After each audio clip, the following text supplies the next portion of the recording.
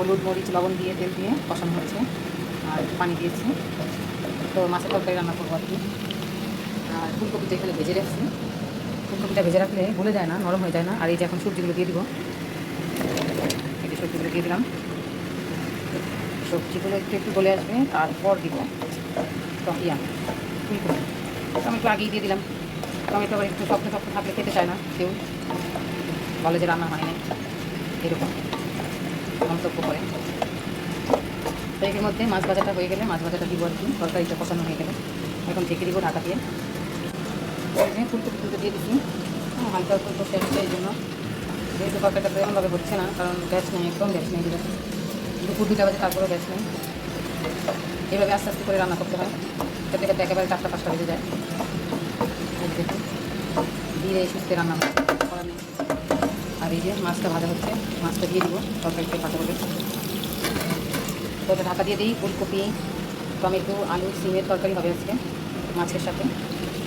দেখতে থাকুন। তাই যে দেখুন, এটা কিন্তু এখন অনেকটা হয়ে আসছে। যেহেতু একদম গলে গলে গেছে মাছ দিয়েগুলো, আমি মাছ দিয়ে দিব, মাছ দিয়ে পানি দিয়ে দিব। রান্না দেখালাম আমার রান্নাবান্নার টেকনিকটা, কারণ রান্নাবান্না এখন সবাই পারে মাশাআল্লাহ, সবার এই যোগ্যতা আছে, কেউ এই যোগ্যতা থেকে বাইরে না। মাছগুলো দেখুন, মাছগুলো এখন দিয়ে দিব, মাছগুলো এখন দিয়ে দিব। যেহেতু ভাজা হয়ে গেছে সবজির মধ্যে দিয়ে একটু পানি দিয়ে কষিয়ে শেষ হয়ে যাবে রান্নাবান্না।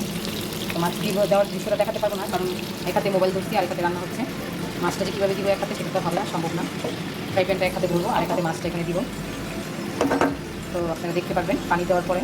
দেখুন পরিমাণ পানি দিয়ে দিলাম, পরিমাপ পর্যন্ত। পানিটা যেহেতু একটু টেনে আসবে, ঝোল ঝোল করে ফেললাম।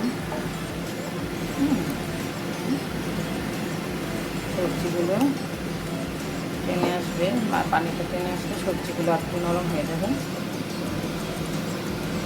একটু দেখেন কি সুন্দর সবুজ সবুজ এখনও। সিম, আলু, টমেটো, ফুলকপি দিয়ে লাস্ট ফিনিশিংটা আপনাদের দেখাবো। এটা হচ্ছে ধনিয়া পাতাটা যখন দিয়ে দিব শেষে, তখন দেখতে পারবেন লাস্ট ফিনিশিংটা। এখন ঢেকে দিই আর কি। তো এই যে দিয়ে দিচ্ছি, ধনিয়া পাতা দিয়ে দিলাম। দেখেন এখনও কত আস্তে আস্তে ডিমি ডিমি। বিকেল হয়ে গেল দেখেন, তাও রান্না শেষ হয় না। অলরেডি 3টা বেজে গেছে। কি খাবো আর কি করবো বলেন, জিন্দিগি বরবাদ হয়ে যাচ্ছে। দেখুন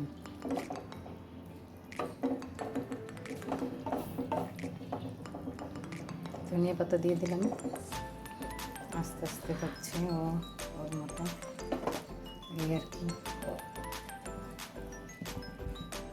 ঢেকে দিলাম, হতে থাকুক।